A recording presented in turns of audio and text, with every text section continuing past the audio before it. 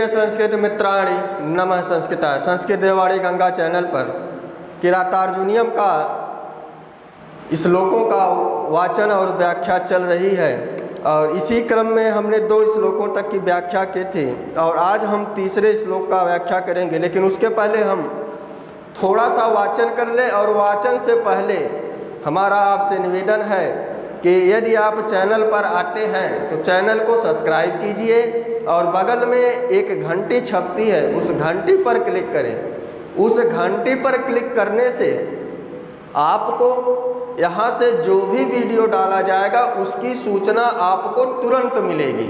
कुछ बच्चों की यह समस्या होती है, सर जी आप वीडियो डालते हैं, हम 1 या 2 दिन बाद ही पता पाते हैं कि आपके चैनल पर यह वीडियो पड़ गया है। तो चैनल को सब्सक्राइब करें और उसके बाद बगल में जो घंटी है उसको ऑन करें और ऑल पर क्लिक करें, तो यहाँ से जो भी वीडियो डाली जाएगी वह आपको तुरंत सूचित हो जाएगी। और चलिए हम आते हैं अपने ग्रंथ पर। हमने 2 श्लोकों तक की चर्चा की और सबसे पहले हम वाचन कर लें।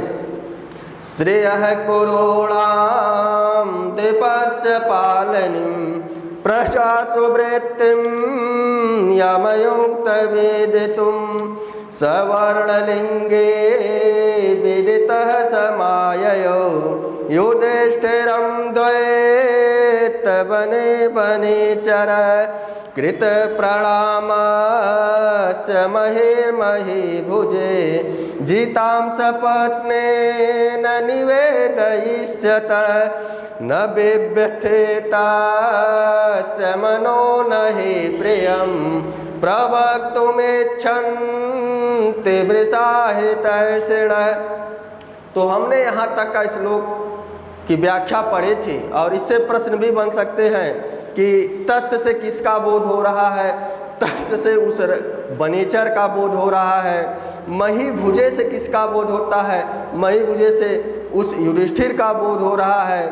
और हितैषिण कौन है, हितैषिण यहाँ पर बनेचर का बोध हो रहा है। और इसी प्रकार से यहाँ पर प्रश्न बनेंगे जिताम सपत्नेन, सपत्नेन से किसका बोध हो रहा है, सपत्नेन से उस दुर्योधन का बोध हो रहा है। तो इस प्रकार से प्रश्न बनेंगे।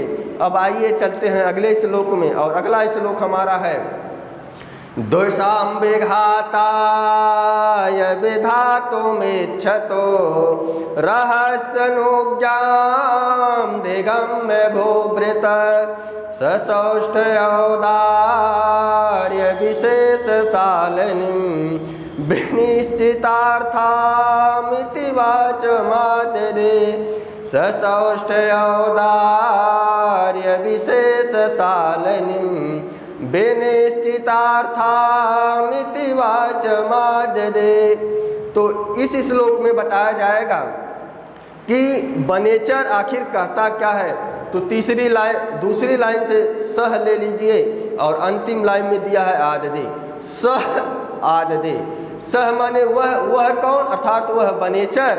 आददे माने बोला, वह आददे आंग उपसर्ग है, डा धातु में लगा आददे हो गया। डा धातु देने के अर्थ में होती है लेकिन आंग उपसर्ग लगकर आददे बना, यह यहाँ पर इसका अर्थ हो गया बोला। तो बोला क्या, सह वाचम आददे। हमें केवल यही लाइन पकड़नी है कि बनेचर वाणी बोला। बनेचर कैसी वाणी को बोला, तो यहाँ पर वाचम में द्वितीया विभक्ति लगी है तो इसके 2 विशेषण दिए गए हैं। दोनों विशेषण है ससौष्ठ्यौदार्य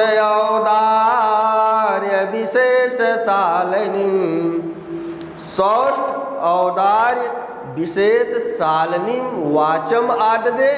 और दूसरा विशेषण दिया गया है कि सह विनिश्चितार्थाम वाचम आददे। यह 2 वाचम के विशेषण है। प्रश्न बनेगा कि वाचम का विशेषण है तो सौष्ठ औदार्य विशेष शालिनीं वाचम आददे और सह विनिश्चितार्थाम वाचम आददे। यह 2 विशेषण है। तो यहाँ पर इसका अर्थ हो जाएगा कि वह बनेचर सौष्ठ होता है शब्दों में, सुष्ठता शब्दों में पाई जाती है, औदार्य अर्थों में पाया जाता है और विशेष सालनी युक्त वाणी को वह वनेचर बोला। और नीचे दिया है विनिश्चितार्था। विनिश्चितार्था का अर्थ होता है कि वह ऐसी वाणी बोला जिसका एक निश्चित अर्थ था, वो ऐसे शब्दों का प्रयोग किया जिसका कभी भी उसका दूसरा अर्थ नहीं होता था। जैसे हम कहते हैं पयः आनयतु, आप समझेंगे क्या? पयः माने होता है दूध, पयः माने होता है जल। तो यहाँ पर पयः के दो अर्थ हैं। तो यह पयः आनयतु शब्द क्या है? अनिश्चितार्थ वाणी है, अर्थात इसका कोई निश्चित नहीं है कि हम दूध लाएं कि जल लाएं। लेकिन इसकी जगह हम कहें जलम आनयतु तो यहाँ पर क्लियर हो गया कि जब हम जलम आनयतु कहेंगे तो हम जल ही लेकर आएंगे, लेकिन हम पयः आनयतु कहेंगे तो यहाँ पर वह दूध लाएगा कि जल लाएगा, इस दुविधा की स्थिति में पड़ जाएगा। तो वह वनेचर एक निश्चित अर्थ वाले शब्दों का प्रयोग किया।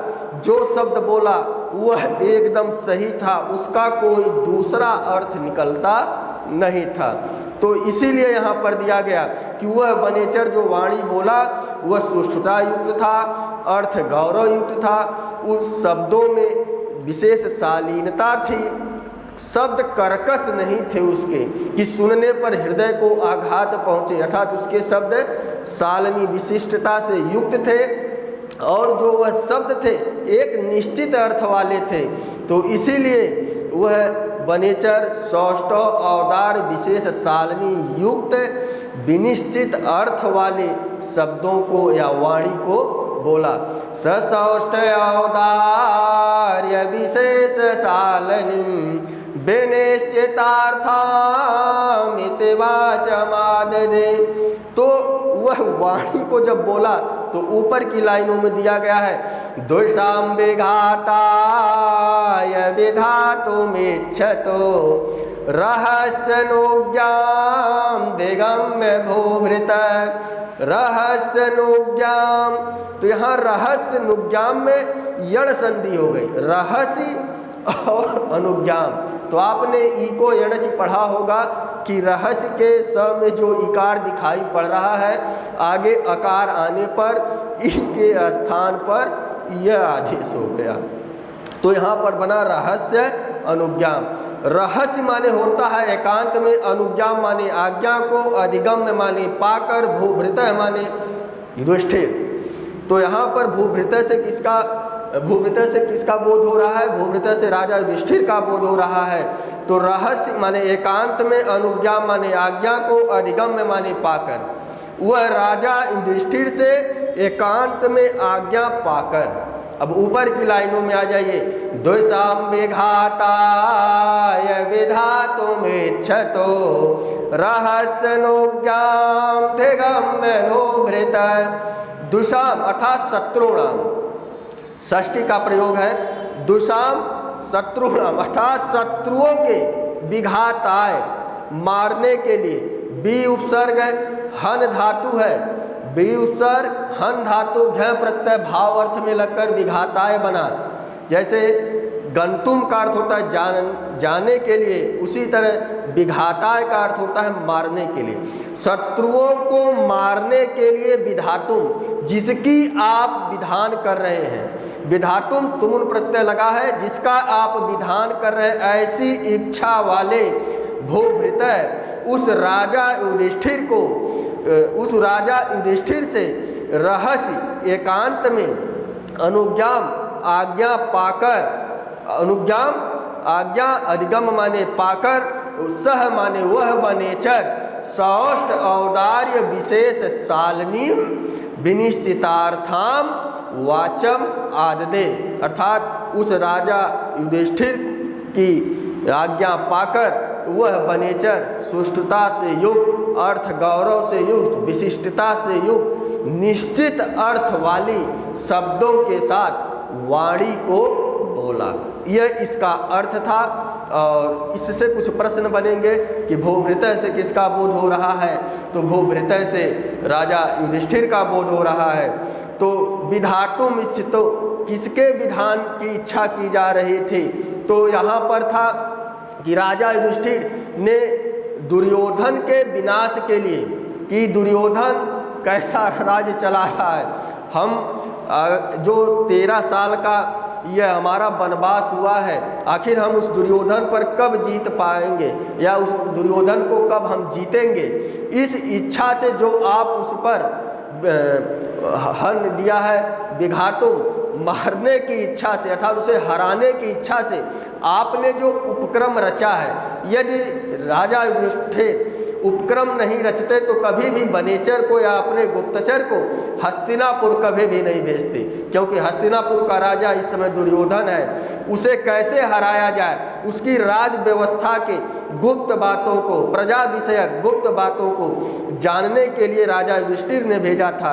इसीलिए पहली लाइन में दिया है कि दोषाम विघाताय विधातुमेच्छतो, कि महाराज युधिष्ठिर आप जिसका विधान कर रहे हैं, अर्थात जिस दुशाम माने शत्रुणाम, दुशाम से दुर्योधन का भी बोध होगा कि शत्रुणाम है कौन, राजा दुर्योधन, कहाँ का, हस्तिनापुर का।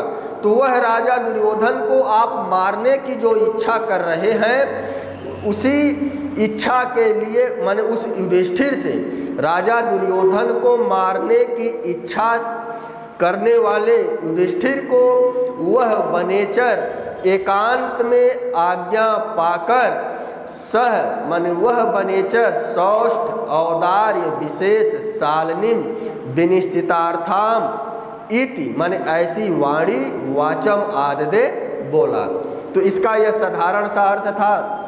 कभी कभी पूछ लेगा वाचम का विशेषण है, तो वाचम का विशेषण है सौष्ठ औदार्य विशेष सालनीम वाचम और विनिश्चितार्थाम वाचम ऐसी वाणी सह आददे वह वनेचर बोला। तो यह इस अर्थ की व्याख्या रही, सभी विभक्तियों को बताया गया। कमेंट बॉक्स में वंदना जी ने कहा था कि सर जी आप विभक्तियों के सहित बताइए, तो हमने विभक्तियों को भी बताया। तो यह श्लोक कैसा लगा कमेंट बॉक्स में अवश्य बताएं। तो बस आज के लिए इतना ही। नमः संस्कृताय, शुभ संध्या, शुभ रात्रि।